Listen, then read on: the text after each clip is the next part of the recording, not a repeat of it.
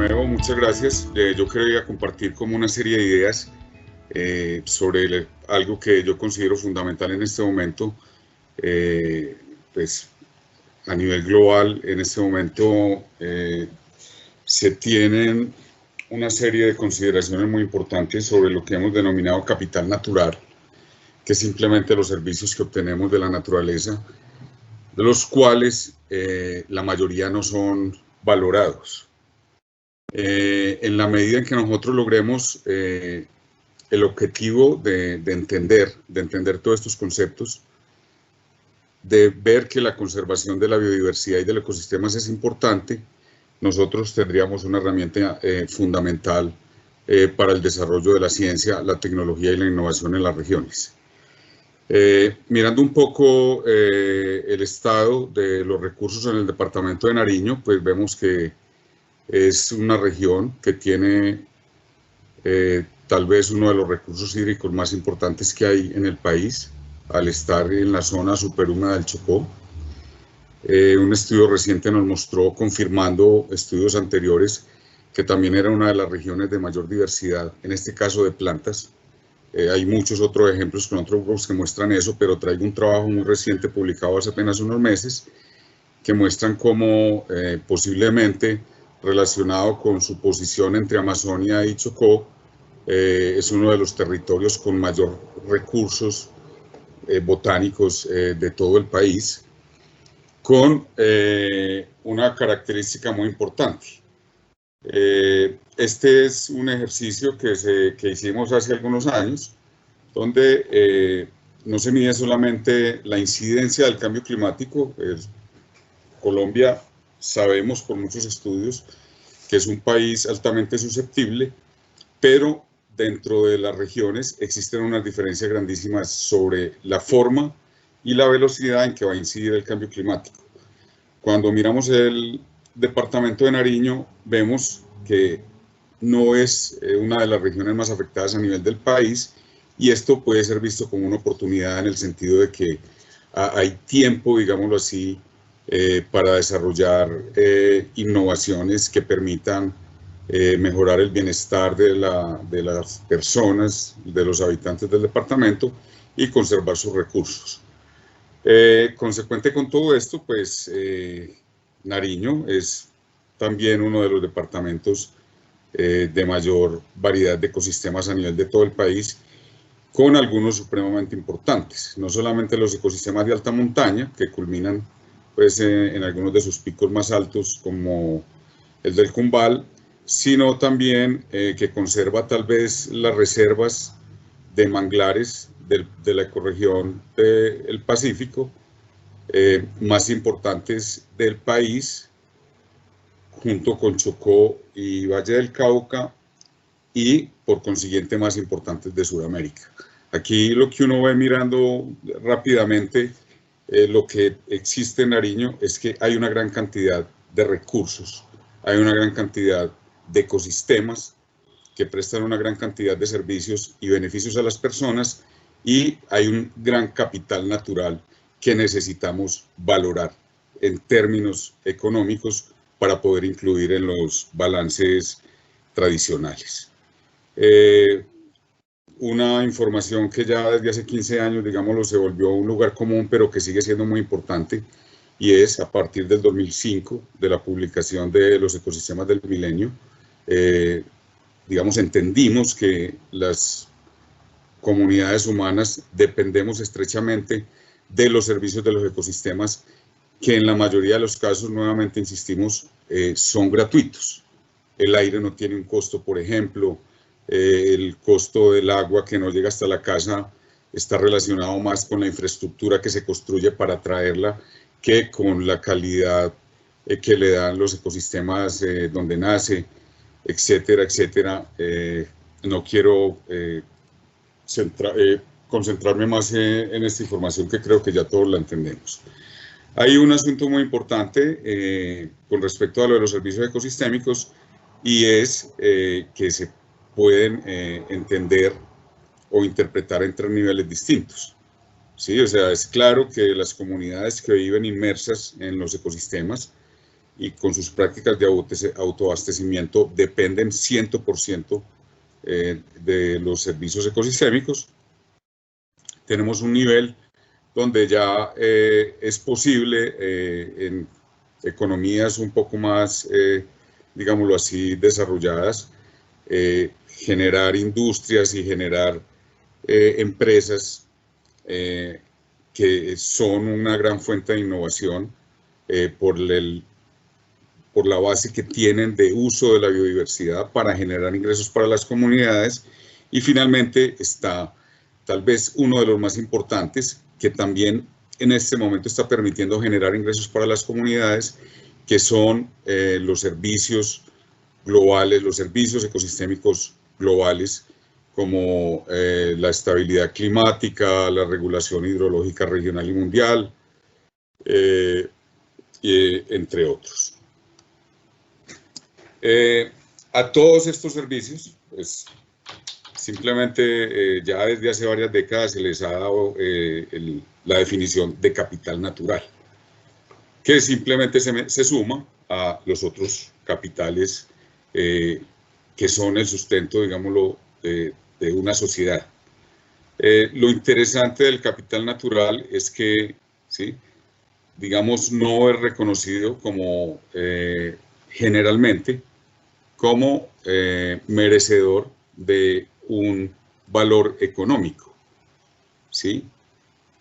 Generalmente no se mide en los marcos convencionales de política pública y tampoco en los de inversión, y por consiguiente no se contabiliza para la toma de decisiones. El problema que hay con esta posición es lo que estamos viendo en este momento, por ejemplo, con la deforestación acelerada en los departamentos del Guaviare y del Caquetá en la Amazonía colombiana. Seguimos pensando que el bosque tropical no tiene ningún valor y simplemente lo erradicamos, ¿sí?, para establecer un sistema productivo eficiente o no eficiente. En este caso, lo que está pasando en la Amazonía colombiana es tanto, es una práctica de todas maneras ineficiente y muy dirigida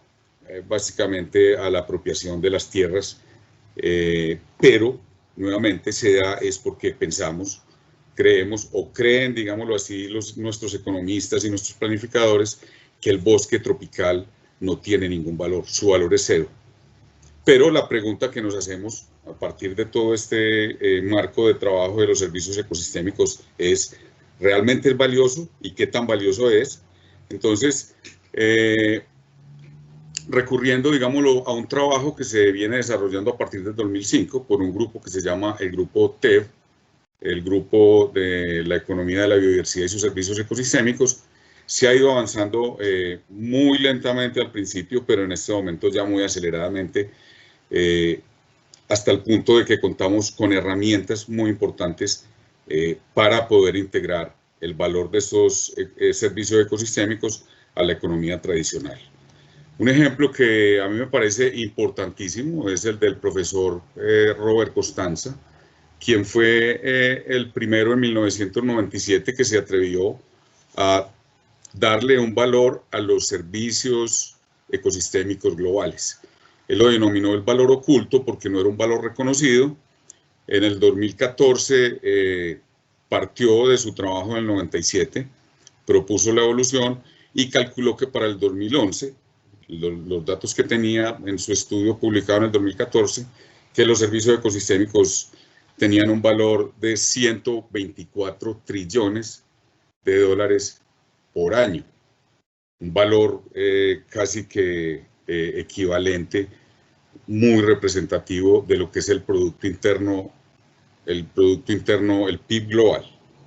Entonces, usufructuábamos los servicios de la naturaleza con un valor inmenso, pero sin reconocerle ningún valor. Y de ahí entiende uno la paradoja, digamos, de la destrucción entonces de los ecosistemas, que se piensa que no tiene ningún valor para la economía. Hay otros ejercicios que a mí me parecen muy interesantes. En el 2009 el mismo grupo TEV publicó un cálculo sobre cuánto costaba una hectárea de servicios ecosistémicos de un bosque tropical en promedio, y ellos reportaron un valor de 15 millones de pesos por año. Si comparamos eso con una de las zonas más productivas en términos de ganadería lechera de Colombia, me corregirán mis compañeros que tienen más conocimiento sobre eso, una hectárea en el norte de Antioquia, que puede mantener unas 2 vacas, puede producir aproximadamente la mitad de lo que cuestan los servicios ecosistémicos de ese ecosistema que se destruyó para darle paso a la producción ganadera. Otros ejemplos interesantes, este es un ejemplo muy comparable al de la ciudad de Medellín, es para una ciudad de Estados Unidos, en Wisconsin, pero es una ciudad del mismo tamaño y de la misma cantidad de habitantes de Medellín aproximadamente. Los servicios ecosistémicos del arbolado urbano se calcularon mediante un ejercicio hecho por entre ecólogos y economistas en aproximadamente unos 20.000 millones de pesos al año. Un ejemplo más reciente es el que tiene que ver, por ejemplo, con la economía del manejo de la pandemia del COVID, el gran drama que estamos viviendo actualmente a nivel mundial, en un trabajo publicado por el profesor Thompson de la Universidad de Cambridge y colaboradores a finales del año pasado. Ellos encontraron que los costos globales de prevenir la pandemia a través de conservar la naturaleza eran aproximadamente unas 1000 veces menor que lo que nos está costando en este momento manejar esa pandemia, con un valor adicional de la conservación de la naturaleza que tiene que ver con las medidas, los cobeneficios, por ejemplo, en la reducción de emisiones de carbono, ¿sí? En la detener la deforestación en las zonas tropicales, en controlar el comercio de especies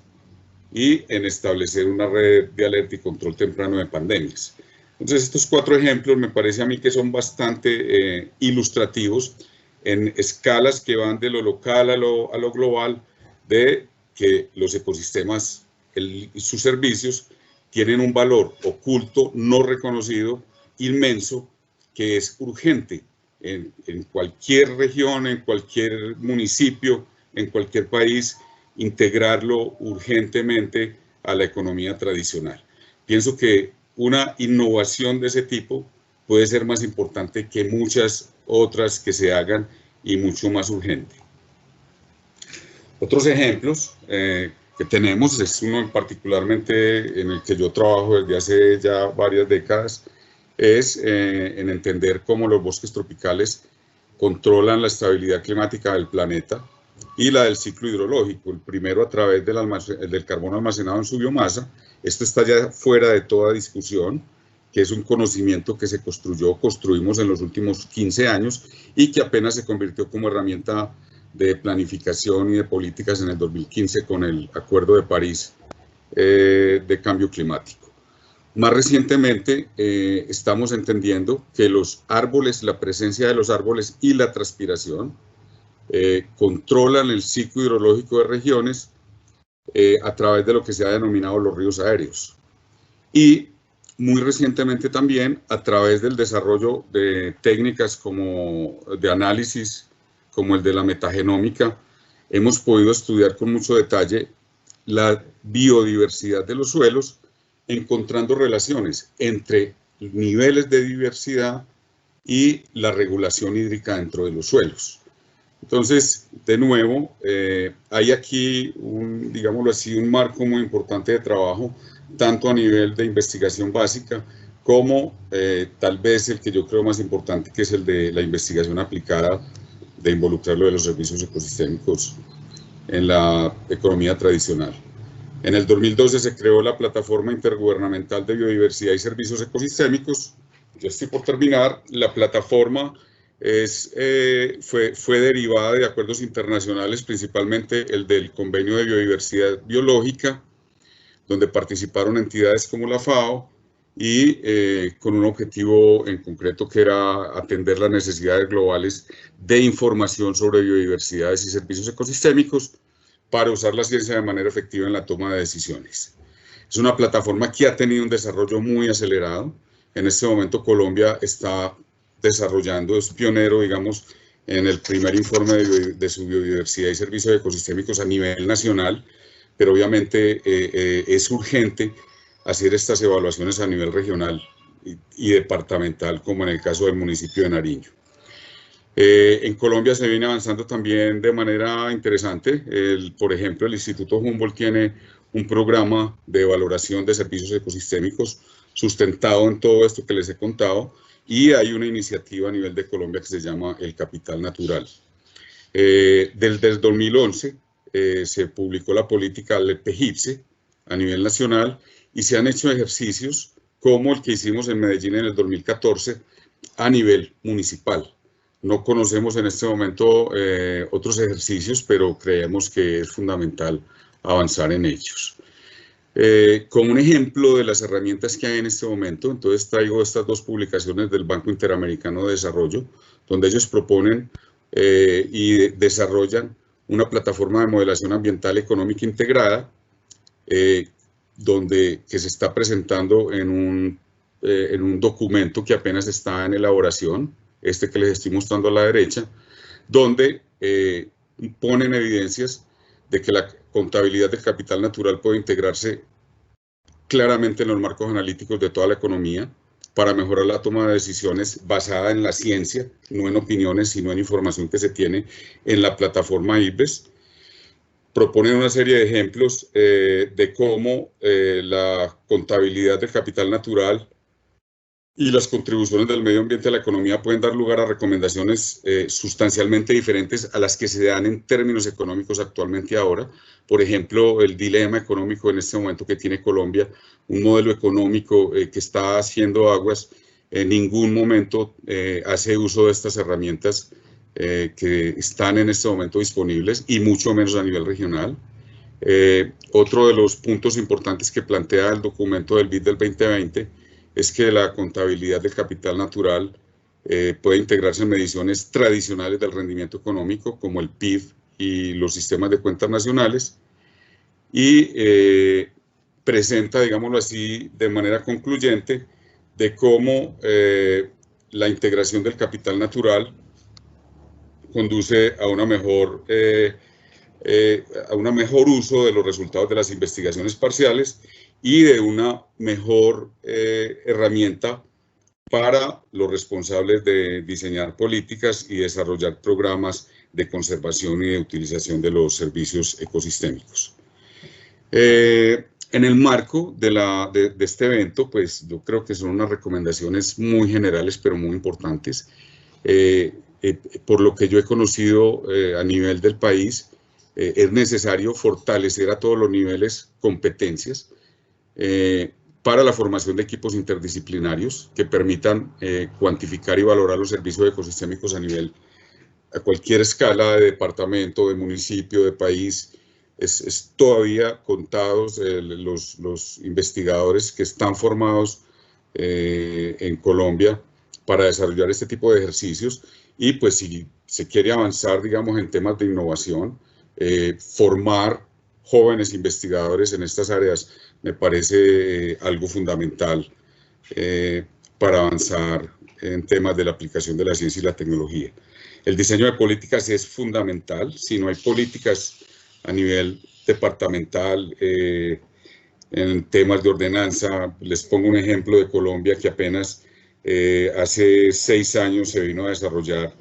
una política, la ordenanza de los bosques y el agua, que permitía a la administración departamental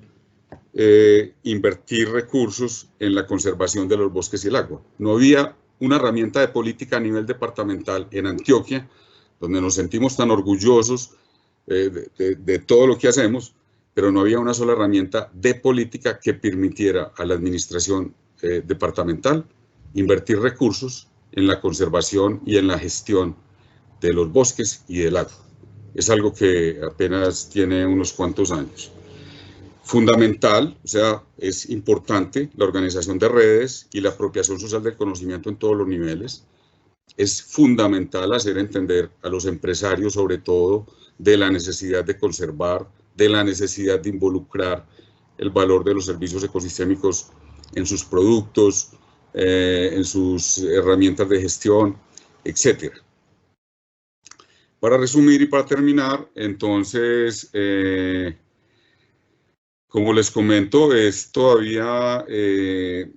son ejercicios, estos ejercicios de cuantificar servicios ecosistémicos a nivel regional son todavía incipientes a nivel de Colombia, y cualquier trabajo que se haga al respecto se puede señalar como una innovación en ciencia y tecnología, y si se logra integrar la contabilidad del capital natural en la economía a nivel de un departamento, por ejemplo, con unos recursos ecológicos tan importantes, se estaría haciendo un gran trabajo para el bienestar de las actuales y futuras generaciones. Muchas gracias.